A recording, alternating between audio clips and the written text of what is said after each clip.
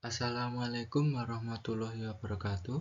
Nah, pada video kali ini saya akan membahas sampah dan cara pengelolaannya. Untuk pendahuluan, akhir-akhir ini banyak berita mengenai Jogja darurat sampah. Belum selesai dengan masalah kejahatan jalanan yang banyak terjadi di malam hari yaitu Gliti, Yogyakarta harus menghadapi masalah baru yaitu sampah.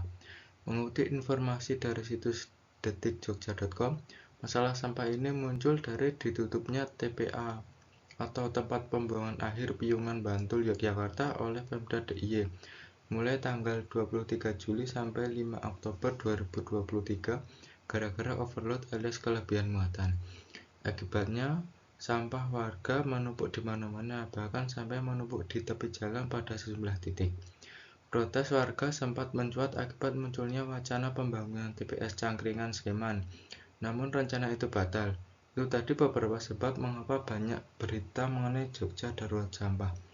Nah, pada video kali ini saya tidak akan membahas lebih lanjut mengenai masalah sampah yang ada di Yogyakarta, tetapi lebih membahas tentang apa itu sampah dan cara sederhana yang dapat dilakukan untuk mengelolanya. Yang pertama, mengenai apa itu sampah. Sampah adalah buangan yang dihasilkan dari suatu proses produksi, baik domestik atau rumah tangga, maupun dari industri.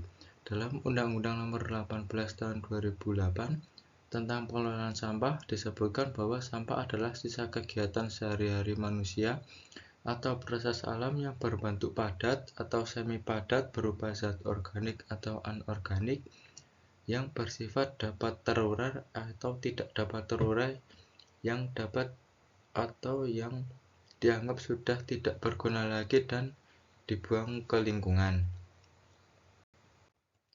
Selanjutnya itu ada jenis-jenis sampah.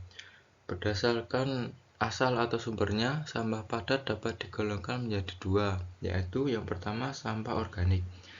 Sampah organik adalah sampah yang dihasilkan dari bahan-bahan hayati yang dapat didegradasi oleh mikroba atau bersifat biodegradable. Sampah ini dengan sangat mudah dapat diuraikan oleh proses alami. Contohnya sampah dari rumah tangga yang sebagian besar merupakan bahan organik, misalnya sampah dari dapur, sisa-sisa makanan, pembungkus, tepung, sayuran, kulit buah, daun, dan ranting. Selain itu, pasar tradisional juga banyak menyumbangkan sampah organik seperti sampah sayuran, buah-buahan, dan lainnya. Yang kedua itu ada sampah non-organik atau sampah anorganik. Adalah sampah yang dihasilkan dari bahan non-hayati, baik berupa produk sintetik maupun produk hasil proses teknologi pengolahan bahan tambang. Sampah anorganik dibedakan menjadi sampah logam dan produk-produk olahannya, sampah plastik, sampah kertas, sampah kaca, dan sampah keramik, juga sampah deterjen. Sebagian besar sampah anorganik tidak dapat diurai oleh alam atau mikroorganisme secara keseluruhan, sementara sebagian yang lainnya hanya dapat diuraikan dalam waktu yang lama. Sampah jenis anorganik pada tingkat rumah tangga misalnya botol plastik, botol gelas, tas plastik, dan kaleng.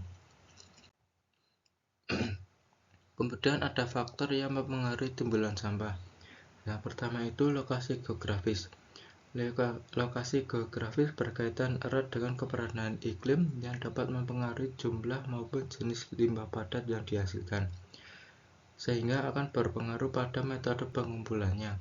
Misalnya, suatu daerah yang berada di pesisir akan banyak sampah yang berhubungan dengan hasil laut, sedangkan untuk wilayah yang berada di daerah pegunungan akan dominan dengan sampah sisa buah dan sayuran. Yang kedua itu musim dalam setahun. Musim akan berpengaruh pada kuantitas serta jenis limbah yang dihasilkan. Misalnya pada saat musim buah yang berlangsung secara rutin, yaitu contohnya pada saat musim durian, maka kulit durian akan menjadi sampah dominan yang dihasilkan. Yang ketiga, frekuensi pengumpulan sampah. Frekuensi pengumpulan sampah berpengaruh terhadap banyaknya sampah yang dapat ditangani. Bila sarana pelayanan pengumpulan sampah tersedia, maka semakin tinggi frekuensi pengumpulan sampah. Hal ini berarti akan semakin banyak sampah yang dikumpulkan, sehingga tidak tampak sampah bertumpukan di TPA maupun bak sampah. Hal ini berbanding terbalik dengan yang terjadi di Yogyakarta, di mana sarana pelayanan pengumpulan sampah yaitu TPA Piungan yang ada di Bantul ditutup karena sudah overload, menyebabkan frekuensi pengumpulan sampah menjadi rendah. Hal ini berarti semakin sedikit sampah yang dapat dikumpulkan, sehingga sampah bertumpuk di bak-bak sampah sampai berserakan di tepi-tepi jalan. Yang keempat itu pengelolaan pada sumber sampah. Aktivitas pada sumber sampah seperti pemilahan, mendaur ulang, penggunaan kembali, dan pengomposan akan dapat mengurangi banyaknya sampah yang harus dikelola. Sedangkan penghancuran sampah makanan dan sampah organik yang dialirkan ke air limbah akan meningkatkan beban pengelolaan air limbah. Yang kelima itu karakteristik populasi. Karakteristik populasi berupa kebiasaan atau adat istiadat akan dapat berpengaruh pada banyaknya limbah yang dihasilkan. Misalnya, kebiasaan atau adat istiadat masyarakat yang sering melaksanakan upacara adat, maka akan mempengaruhi karakteristik sampah yang ditimbulkan. Pola makan masyarakat yang terbiasa mengonsumsi makanan olahan dalam kemasan juga akan menyebabkan banyaknya sampah berupa kaleng, plastik, styrofoam, dan sampah kemasan makanan lainnya. Yang keenam itu ketentuan peraturan atau regulasi. Regulasi lokal maupun nasional yang mengatur penggunaan dan pembuangan material tertentu akan mempengaruhi tingkat timbulan dan jenis sampah. Misalnya, untuk mereduksi sampah plastik, ada ketentuan penggunaan tas belanja yang dapat dipakai berulang. Peraturan atau standar kualitas produk akan mempengaruhi masa pakai suatu produk. Bila produk atau barang yang digunakan masyarakat memiliki kualitas tinggi, maka akan awet, tidak mudah rusak, dan akhirnya tidak mudah untuk berubah menjadi sampah. Dan yang ketujuh dan yang paling penting yaitu peran masyarakat. Reduksi sampah dapat terwujud bila masyarakat secara sadar dan mau merubah kebiasaan serta pola hidup untuk lebih melindungi sumber daya alam dan mereduksi beban pengelolaan sampah. Yang selanjutnya itu dampak sampah. Dampak sampah terhadap manusia dan lingkungan antara lain yang pertama penurunan kualitas kesehatan. Lokasi dan pengelolaan sampah yang kurang memadai merupakan tempat yang cocok bagi beberapa organisme dan menarik perhatian bagi binatang seperti lalat dan anjing yang dapat menjangkitkan penyakit.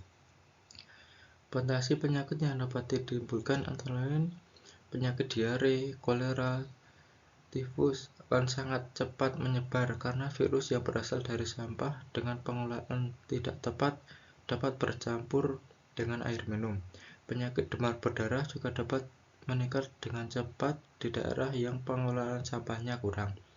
Penyakit jamur juga dapat menyebar, contohnya jamur kulit. Yang kedua itu penurunnya kualitas lingkungan.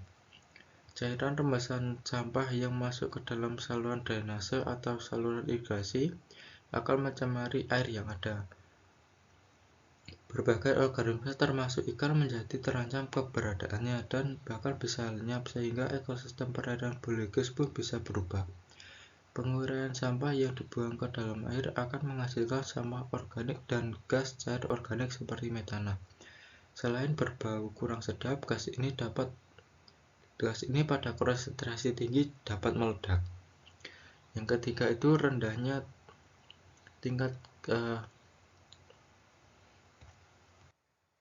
Yang selanjutnya itu dampak terhadap akses sosial dan ekonomi. Di antaranya pengelolaan sampah yang tidak memadai menyebabkan rendahnya tingkat kesehatan masyarakat, yang juga berarti semakin meningkatnya biaya pemeliharaan kesehatan untuk pengobatan. Kemudian menurunnya kenyamanan bertempat tinggal akibat penumpukan sampah yang tidak terkelola dengan baik dan menciptakan pemandangan yang tidak sedap dan tidak sehat. Penurunan kualitas infrastruktur seperti saluran drainase, irigasi, dan jalan akibat masuknya sampah ke dalam saluran.